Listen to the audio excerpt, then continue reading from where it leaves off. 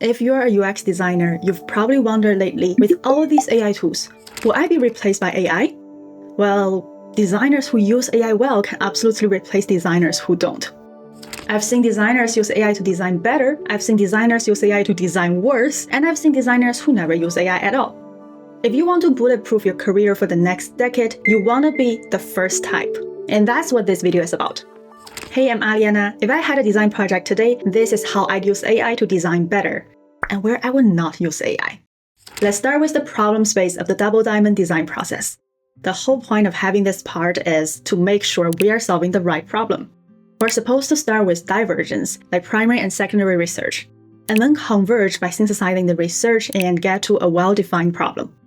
This, of course, is the theory.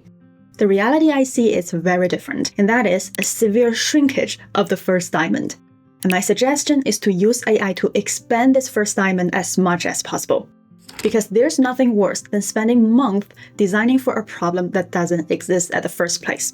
If you're working on a personal project, don't just go ahead and design a whole new ride-sharing app, okay? There's Uber out there, and how are you going to compete with that as a new product? When you put this kind of project in your portfolio, a hiring manager will see that this is a fake project and this person doesn't have business sense. That is not going to help you to get your dream job. So, I would use AI to fill in this business gap and choose a better topic from the get-go. I would tell ChatGPT that I'm going to start a real SaaS business and monetize from it. I would tell it my idea and ask it to do at least a market analysis, a revenue model design, and a revenue prediction. And I would do this for many ideas until we get to a really strong one. Here's an example script. You can download it for free, link in the description. Now, does this apply to client projects? Yes, but in a different way. So many companies give very little power to designers to work on the problem space. By the time we get the design project, both the problem and the solution are already defined by the business stakeholders, and they expect very fast turnaround, like due yesterday. So then it becomes just visualize what they said. This is a huge problem. First, you don't have the time or the resources to truly understand the problem, and because everyone else are already aligned, you also don't have the power to propose new ideas, which means you by default have less impact on the company, and less impact means lower pay. Here's how we can use AI to turn this situation around. I will use AI to draft 3 emails. Take note on this one. Number 1 is to whoever owns the project. And the point is to get myself to the project discovery meeting early on, before the PM finalizes the PRD. Number 2 is that I will draft an email plus a meeting invite to all relevant stakeholders before the problem is even defined. And these people are product manager, the content designer, data analyst, software engineers, the legal team, and UX researchers. And this is a kickoff meeting where everyone shares their ideas, so the team is aligned from the beginning. And this one meeting alone has saved me so much time and so many iterations, and I'm sure it'll help you too. Number 3 is to the UX research team and the product manager. And in this email, I will propose a short primary user interview plan. The goal is to get user interviews approval before jumping into design. And AI can help you think from a business stakeholder perspective, so it can help you draft something more convincing. These 3 emails can change the direction of a project and your career. To help with your attention span, I'll bring my baby. I see so many people skipping the primary research step to save time. And guess what? It backfires. When you skip primary research, you lose your earliest chance to understand users. Primary research means first-hand learning. It's not searching online. And I see a lot of people using AI to help with research, which is great. But I would not suggest using AI research to replace primary research. And instead, I will use AI to help with primary research. For example, draft a better recruiting email, stronger interview questions, and faster preparation. And for note-taking, I think AI tools such as Granola are great as a backup. But I will still review, polish, and analyze the notes myself, because nuance and meaning are easy to miss, and the judgment is still on you. This next point applies more to personal projects. I see many designers finishing the first diamond with just a design brief. A design brief focuses heavily on the user perspective, which is very important and necessary. But it does not include the business goals and technical constraints. That makes the project feel a little bit fake and unrealistic. Companies today are not just hiring designers who can make things look good. They want designers who think in systems and can work with engineers. The good news is that we can easily fill in that gap with the help of AI. I will use AI to draft a product request document. A PRD does not just describe the design ideas, it also clarifies the product requirements. It defines the business objective, success metrics, scope, constraints, dependencies, and also risks. Now, as a summary, in the problem space, I like to use AI to expand this diamond as much as possible so that I can make sure I'm solving the right problem for the right group of users. What I will not do, which I see a lot of people do, is skip this entire diamond and jump right into the solution. Trust me, you don't want that, because you end up spending months discovering solutions for a problem that doesn't exist at the first place. If you're working for yourself, that is a few months of work going to the trash. If you are working in a company, then that is a few $1 million. Now let's move to the second diamond, the solution space. This is all about solving the problem right. We first generate a range of possible solutions, ideas, and prototypes, and then we narrow down, refine, and validate the best direction through testing. And we finally get to something we can hand off to the engineers. And this is again a diverge and converge cycle. And here are some ways I use AI to make this better. One thing I see a lot of junior designers do is using lorem ipsum, and this is this gibberish placeholder tags. It makes sense if all you want to do is just see your visual design weight and layout, but in most cases, realistic content always wins, because content is how you communicate what the product does. It is not decoration. Content, the text, is part of the design. I like to use Figma AI features to help with content. If you're using a student email for Figma or working at a company or enrolled in a Figma partner bootcamp like Fast Track UX, which is my program, you may already have these features, so follow along. Otherwise, you should consider upgrading to Figma Professional Plan to unlock these AI features. This also includes tools like Figma Make, along with unlimited files, projects, version history, and so much more. You can find more details about the plans in the link in the description. The first feature I want to show you is called Replace Content in Figma. On the right side of the toolbar, there's an icon called Actions. Click that, and you will find most of the Figma AI features here. To replace any text, select the text layer, then click Replace Content, and describe how you like it to be written. For example, lorem ipsum doesn't tell us what this text field is actually for. So instead, I'll replace it as a YouTube channel description to clearly show what this section of the design represents. Once you describe it, click Replace Content, and Figma will generate the updated text for you. Here you go. Now here's the magic part. You can actually replace multiple text elements all at once. And this is what makes this feature different from writing text in an external AI tool and pasting it back. For here, we have multiple video cards. I can select all of them and ask Figma to replace them in a specific way. Here you go. Now you shall try it for your project. Let me show you another feature called Translate To. And this one is so useful if you're designing for an international market. So when I was working at eBay, this happened in all of my early projects.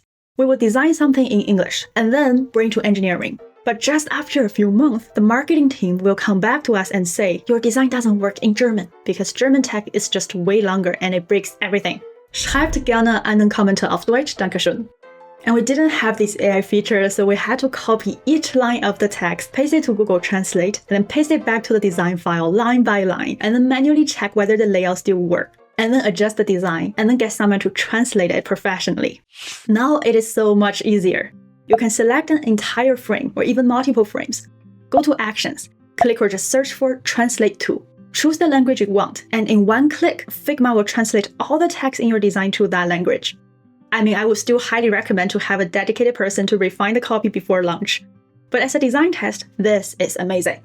There are so many other powerful AI features just inside the Actions panel. I have a separate tutorial on that, and I will include it in my PDF in the description, so check it out later. I teach thousands of designers and help them to land a job in tech, and I used to think that this next problem only applied to beginners. But guess what? It shows up in big tech as well.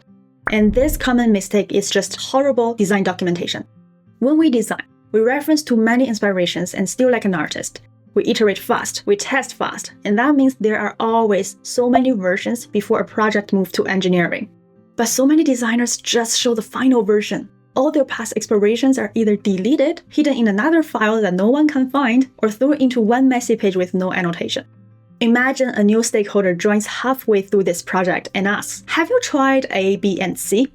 And you did try it, and it didn't work, but you couldn't find it in your file, and the next thing you know, you are redoing all the design just to show them that it doesn't work. Most designers skip documentation to move fast, and it always backfires. Here's another scenario. You're building your UX portfolio and you need to present your project in a case study. But without documentation, you don't remember how you got there and you can't justify your decisions. And that will make your case study weak. So this is how I use AI to help. When I'm in meetings with stakeholders or even just iterating with a friend, I use an AI note-taking tool. For example, I like to use Granola, and it can help me to summarize the meeting. So at the very least, I can just paste the meeting note to Figma file. It's not perfect, but it's the baseline if you want to save time. And in Figma, this is what I do. I keep the latest version at the top, and I keep one major iteration per page. On each page, I annotate with clear large text on what did I change in this version, why I made these changes, or who provided the feedback. And 99% of the time, I didn't really type it. I talked to ChatGPT and asked it to write a clear point form for me. And this is a really good tip if you don't want to get repetitive stress syndrome and carpal tunnel on both of your hands and arms. Guess how do I know?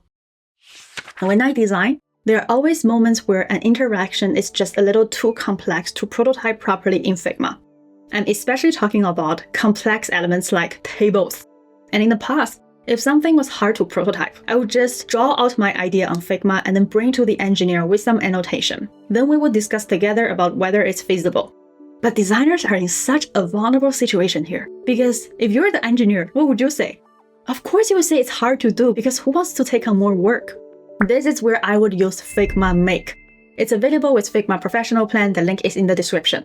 Let's say I'm looking at a table, which by the way, that's 80% of my projects. Just a table. And I'm wondering, can each column be both sortable and draggable at the same time? Why not try it out and see if it's a good idea? It only takes 1 minute with Figma Make. Here's how. Select the frame in Figma. Right-click and choose Send to Figma Make. Now I'm taken to a Figma Make project page. In the prompt box, let's describe what we want. Don't overthink this. I would just say, make each column of the table both sortable and draggable. That's it. Then click this start icon. Now Figma Make will try to make a functional prototype based on my ask. This is the perfect moment to stretch, look outside your window, and maybe do a few squats. It's an amazing feeling because when you're taking rest, AI is working for you. And when you hear this sound effect, it means Figma Make is ready. And look, I can actually interact with the table and sort and drag each column. Isn't that pure magic? And immediately I can see that having two interactions in one box feels a little bit cramped, so I decide now to move forward with this direction. I just show you how to bring your Figma design into Figma Make and prototype on top of it. But what if you're starting a new project and don't even have a design file yet? This happens a lot if you're proposing something to a new client, or when you're trying to introduce a new feature on a page owned by another team. Here's what I would do. I would just take a screenshot of that page, and then in Figma, click Make in the top right to start a new Figma Make project. Paste the screenshot into the project, and describe how you like to prototype it. Even with just a screenshot, Figma Make can generate an interactive prototype. This works especially well in meetings when you want to quickly visualize an idea and demo it live. But here's what I want you to be cautious of. If you decide to move forward with an interaction created in Figma Make, I will still bring the design back into Figma file and clearly annotate and document how the interaction works. So I will paste the demo link for reference, but I will make it really clear that this is just a demo. And the final product should follow the design file and adhere to the design system and specifications, unless your demo looks perfect. Now there are more advanced features in Figma Make, such as connecting it to your own library and so much more. Comment Figma Make if you want a dedicated tutorial video on Figma Make from me. Lately, I've seen not one, not two, but many designers, especially the designers working in startups, starting a whole new, completely different workflow. Okay, here's the standard, more common design workflow, and that is going from low-fidelity design to high-fidelity prototype. This, by the way, still works. But the new workflow goes like this. It goes from idea to prompt to prototype, and then evaluate and iterate. And in this new workflow, most of the design work is done directly inside AI tools like Figma Make. And this makes sense for high-paced startups, because these startups want design in hours, maximum days. There's no such thing as spending 1 quarter designing a single feature in these startups. And to be honest, in these environments, designers are often taking on a broader product role. So your title might still say designer, but in reality, you're acting as the head of product. So let's say I'm working as the designer of a very early stage startup, or let's say I'm building my own product as a real business to earn money on the side. Here's what I would do. First, I would not skip anything in the first diamond. So if you skip that part of the video, you should go back and rewatch it. And once I have a clear PRD, product request document, I'll paste it into Figma Make and ask it to design based on it. And then I'll hit send. What we're doing here is pretty much asking Figma Make to design for us. And you might ask, did AI just replace me as a designer? The answer is no, and you will see why. And just as a reminder, if your scope is large, it may take a little while for Figma Make to generate something.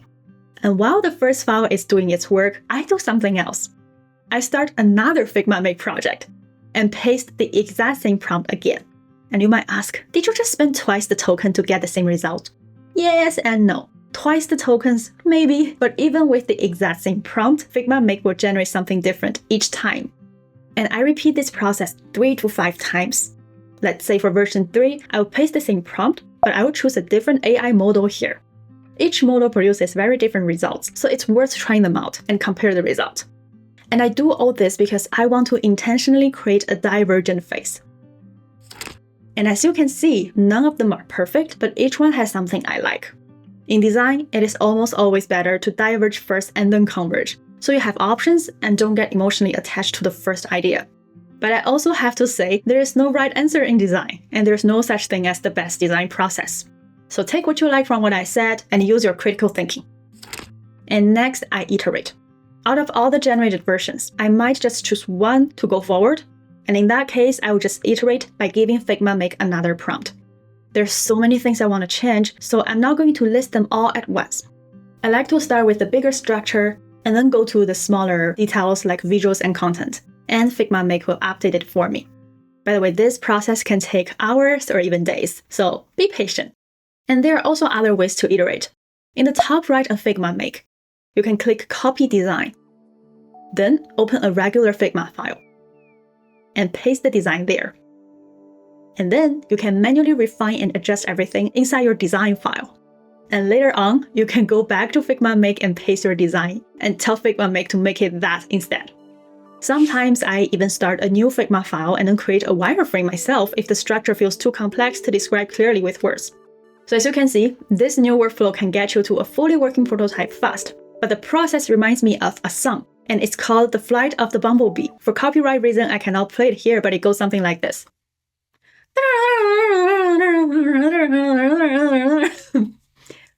Yeah, it can be really chaotic, but I like to follow this overall picture.